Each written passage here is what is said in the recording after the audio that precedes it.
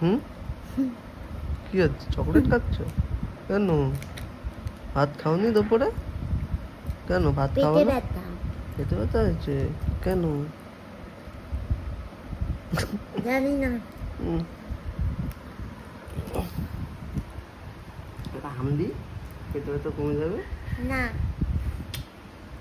কমেছে? লজ্জা করে।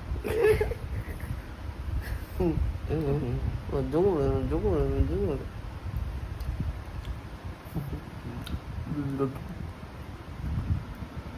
তো গাইস, ঘুম আসছে না, চোখ বন্ধ করলে ঘুমিয়ে পড়ছি, আগে থাকলে ঘুম আসছে না। আমরা কি নিয়ে ভিডিও করবো বুঝতে পারছি না। তো ফাইনালি গাইস, টাটা।